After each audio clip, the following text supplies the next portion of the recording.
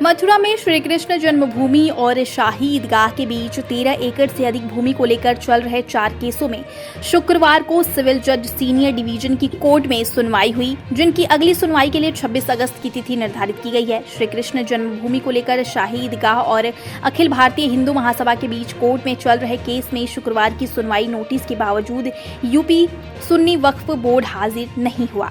इसी वजह से याची पंकज सिंह और शैलेंद्र सिंह भी उपस्थित नहीं हुए और उन्होंने कोर्ट से समय मांगा। इस केस में संबंधित भूमि का सर्वे और लड्डू गोपाल के अभिषेक की मांग की गई।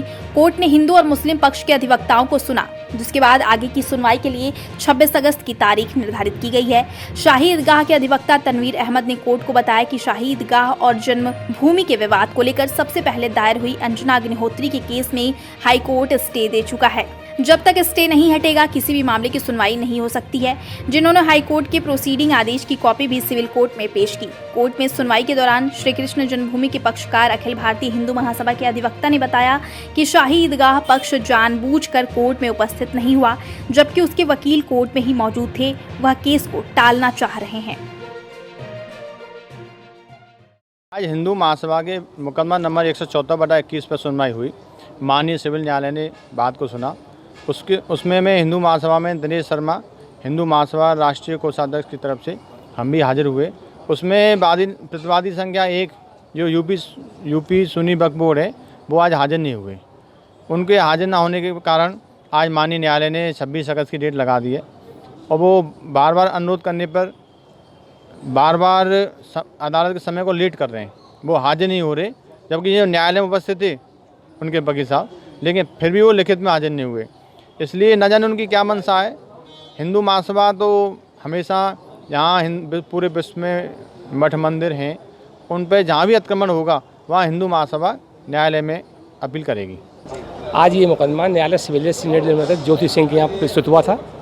इसमें प्रतिवादी संख्या 1 के वकील जानबूझकर उपस्थित नहीं हुए, हालांकि वो कोर्ट में मौजूद थे। उन्होंने वक़ातनामा दाखिल नहीं किया है। मुकदमे को सुनवाई की टालने के लिए उन्होंने जानबूझकर वक़ातनामा दाखिल नहीं किया, जबकि वो अदालत में खुद मौजूद थे। डिफेंड नंबर 3 और 4 पर जो जन्म स्थान संघ है, उन पर पैर तामील हो चुकी है। अब इसमें जो डिफेंड नंबर 2 की तरफ से एक प्रार्थना पत्र दिया गया है, जिसमें कि ये कहा गया है कि ये मुकदमा ऑर्डर 7 रूल में चलने लायक नहीं है। उसके एतराज़ के लिए अदालत ने हमको समय दिया है और अब इस मुकदमे में सुनवाई 26/8/2022 को होगी। माननीय उच्च न्यायालय इलाहाबाद से जो आपने गलत फैक्ट रख के स्टे करा लिया, उसके संबंध में आर्गूमेंट हुआ था। हमने कोर्ट को बताया कि भाई ये आपने जो प्रोसीडिंग स्टे हुई हैं उनका ऑर्डर दाखिल किया। कोर्ट ने उसके अकॉर्डिंगली हमको सुनने के बाद फर्दर डेट लगा दी है। यहाँ तक उनको जवाब दाखिल करना था और वो नोइंगली जवाब दाखिल करने को टाल रहे हैं कि हमको नकल नहीं मिली। नकल उनको ऑलरेडी दी जा चुकी है, तो कोर्ट ने सारे फैक्टर को कंसीडर करने के बाद डेट लगा दी है 26/8। मीनवाइल हम हाई कोर्ट में अपेयर होंगे और कोर्ट को बताएंगे। कोर्ट ने जो प्रमा फेसी हाई कोर्ट ने स्टे किया है, माननीय उच्च न्यायालय के आदेश को पढ़ने से स्पष्ट होता है कि माननीय उच्च न्यायालय इस आधार पर स्टे किया है कि प्रॉपर्टी का जो पेक्यूनरी डिडक्शन है, पेक्यूनरी वैल्यूएशन था 25 लाख रुपये है और अकॉर्डिंगली कोर्ट ने प्रोसीडिंग को स्टे कर दिया है।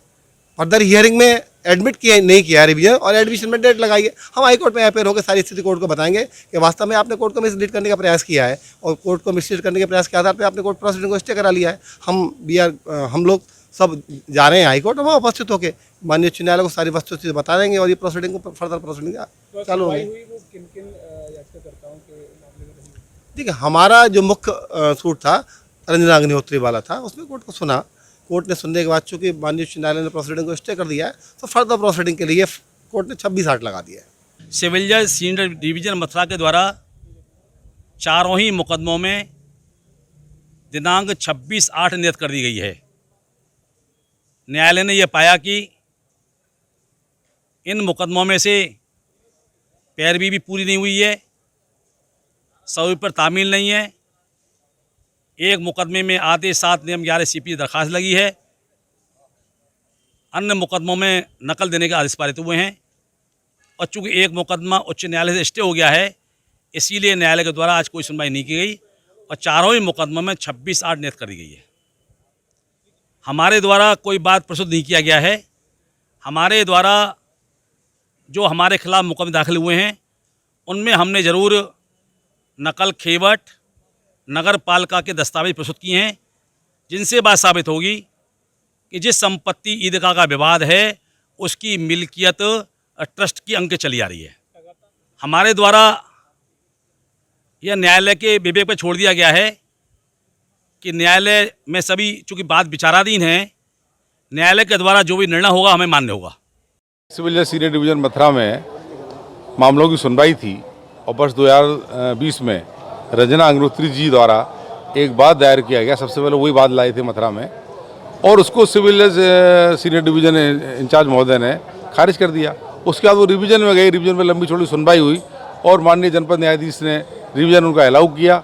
उस आदेश के खिलाफ हम माननीय उच्च न्यायालय इलाहाबाद में गए और माननीय उच्च न्यायालय इलाहाबाद में हमने रिट दायर की कि ये आदेश विधि सम्मत नहीं है।